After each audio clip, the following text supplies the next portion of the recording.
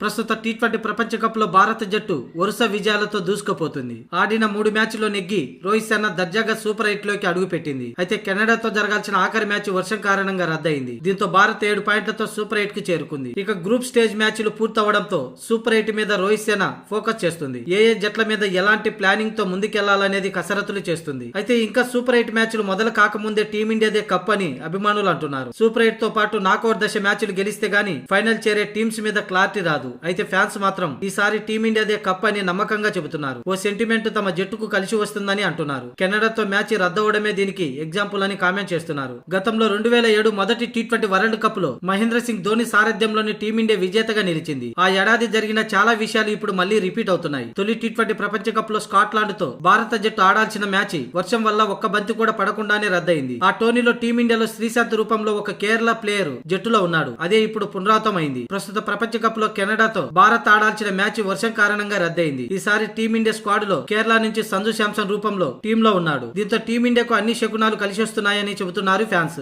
అరంగేట్ర ప్రపంచ కప్ లో అలాగే ప్రస్తుత వరల్డ్ కప్ లోను ఆతిథ్య దేశాలు తొలి మ్యాచ్ల్లో విజయాలు సాధించాయని నెటిజన్లు అంటున్నారు. అలా 2007లో ప్రపంచ కప్ లోని చాలా సెంటిమెంట్లు ఇప్పుడు రిపీట్ అవుతున్నాయని, కాబట్టి ఈసారి కప్పు రోహిత్ శర్మదేనని బల్లగుద్ది చెబుతున్నారు ఫ్యాన్స్.